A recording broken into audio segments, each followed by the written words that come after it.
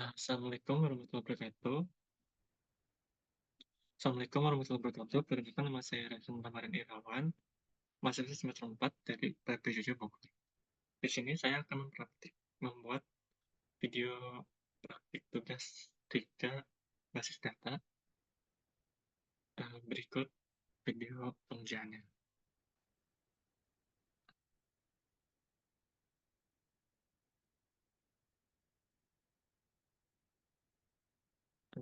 Dan pada tugas kali ini kita akan mempraktikkan praktikum transaksi dan praktikum basis data terdistribusi. Pertama, untuk melakukan praktikum transaksi ini, di sini kita akan masuk terlebih dahulu ke PHP admin dan pastikan versi yang kita pakai sudah support untuk melakukan transaksi. Di sini bisa kita lihat, di sini ada InnoDB. Oke,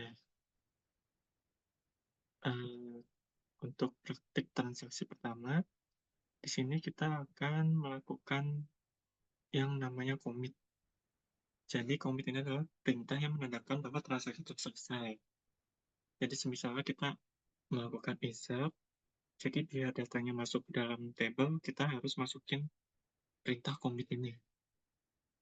Oke, sebagai contoh, di sini kita akan uh, membuat namanya routines.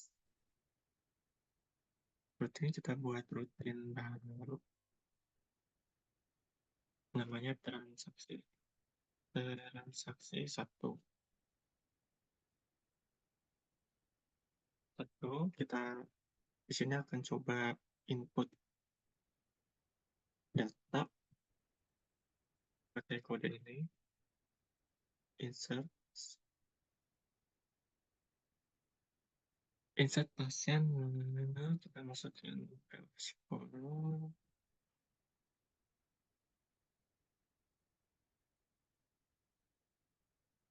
Nah, di sini kita akan coba tanpa menggunakan commit terlebih dahulu. Nah, kemudian kita panggil rutinnya di SQL sini. Kita panggil call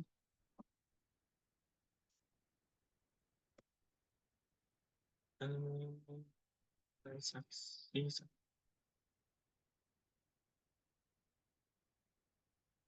Nah, hasilnya di sini akan muncul sel yang tadi barusan kita tambahkan. Namun karena tadi kita nggak pakai commit, jadi seharusnya di sini di struktur pasien ini nggak akan ada datanya, nggak akan benar-benar ditambahin.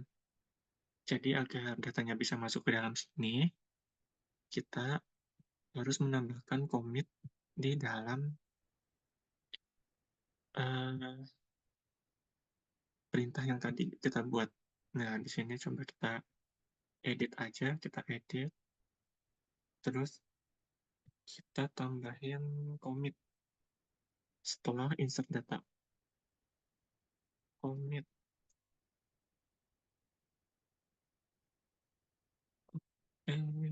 Nah, dari sini juga kita bisa langsung memanggil perintahnya pakai execute. Nah, dan edit di tab commit. Oh iya, coba namanya sel lagi tadi. Oh, kita execute ulang. Oh, transaksi satu. Nah, di sini muncul sel. Kalau misalnya kita lihat ke dalam label pasien, karena tadi sudah ditambahkan commit, di sini muncul di tabel pasien muncul namanya Sela. Oke, untuk perintah commit ini kira-kira seperti itu. Selanjutnya kita lanjut ke eh, perintah selanjutnya, yaitu rollback. Oke, rollback ini kita gunakan untuk menggugurkan perintah yang sedang berjalan. Nah, jadi contohnya misalnya kita lagi masukin data, pakai insert, kalau misalnya kita tambahin rollback di bawahnya nanti, nggak jadi. Jadi nggak jadi di-insert datanya. Kayak contohnya, di sini buat ulang kita buat ulang prosedurnya, namanya transaksi sebentar, transaksi transaksi 2 transaksi 2, terus kodenya tadi udah saya buat di sini, kode rollback-nya.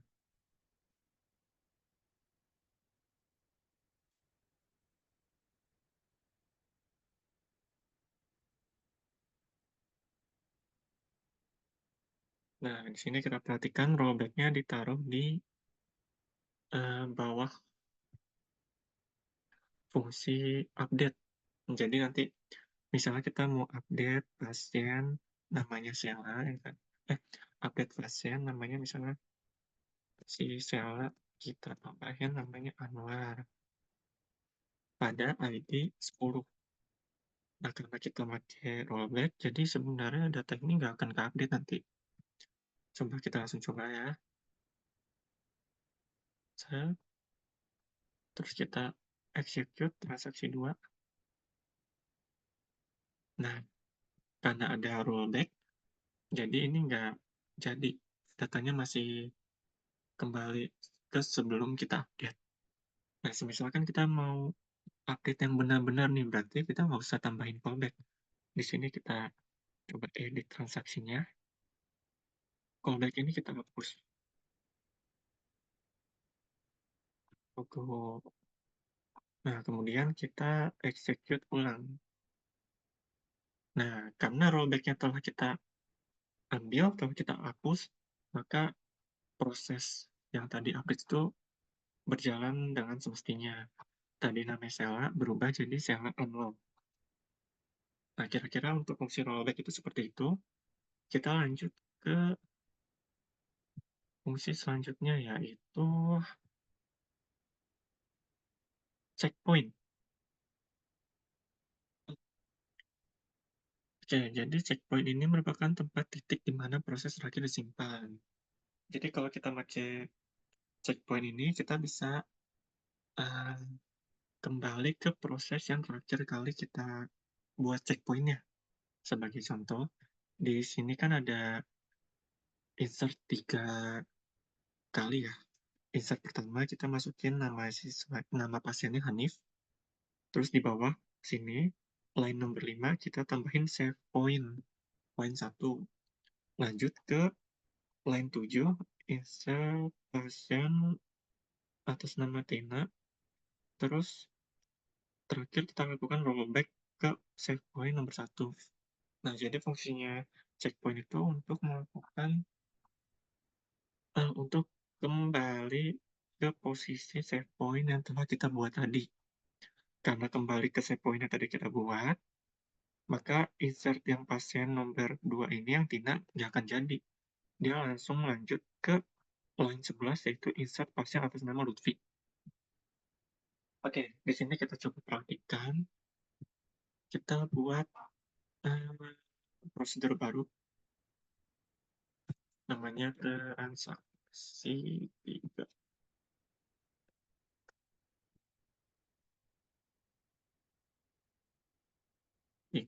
Kodenya bisa kita ikutin yang tadi aja.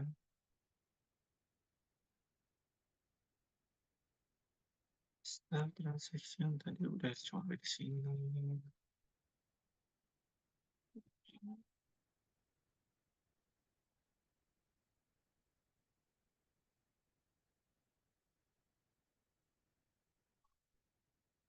Di sini saya akan menambahkan pasien atas nama Alfian, kemudian melakukan rollback di Hansya, save point ke Alfian lagi, habis itu kita tambahin pasien atas nama Dea.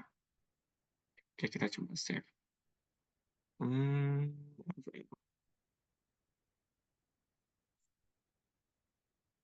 mmm, oh ini, throwback, insert comment,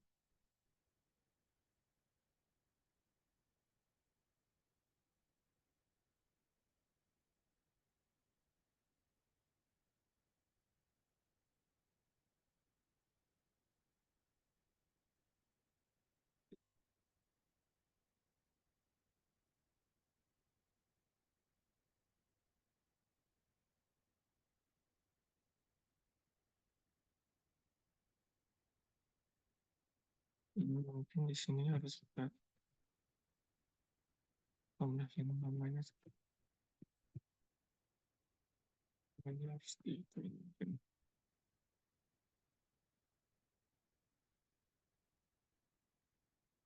Mmm, mmm,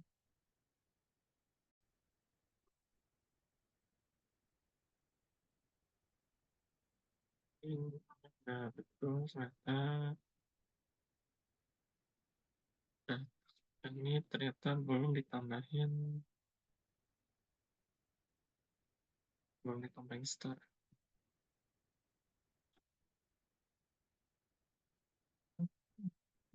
bikin bikin bikin, sama terakhir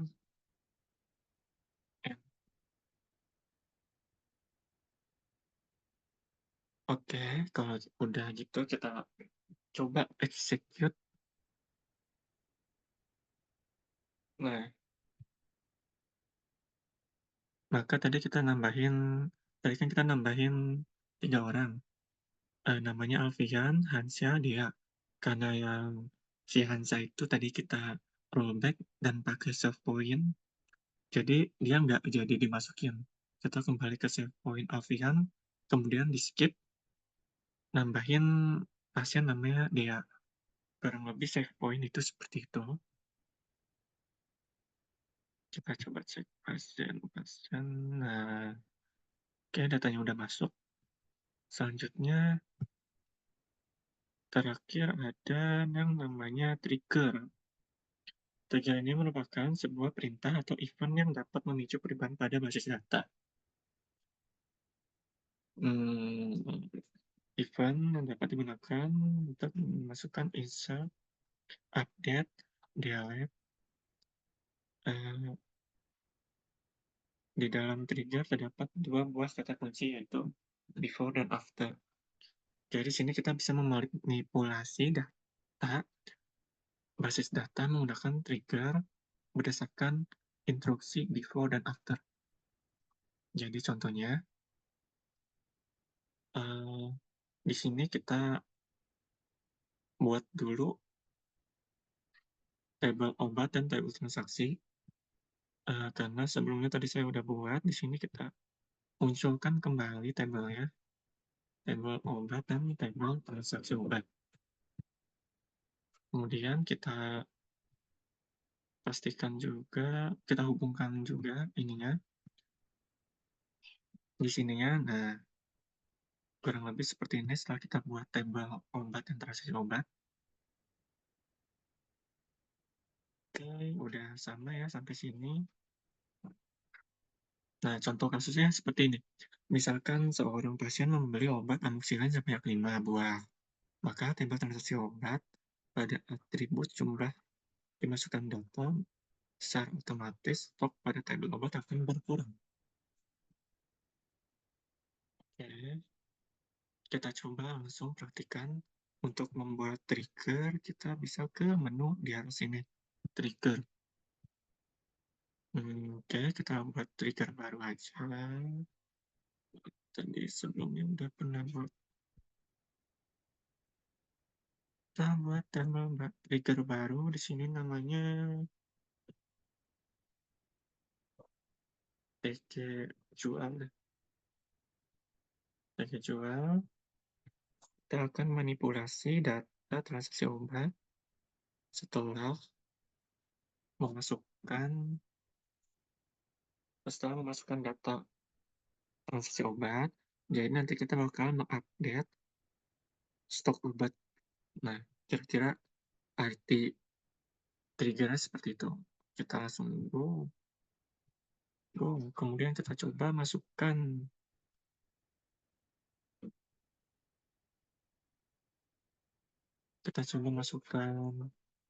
sebuah transaksi di sini. Ada satu pasien atas nama Alfian, dia beli obat ini jumlahnya 2, total harga, ini kita asal dulu aja, salahnya nggak apa-apa deh. Terus kemudian Sela Anwar, dia beli obat ini jumlah 1 aja. Oke.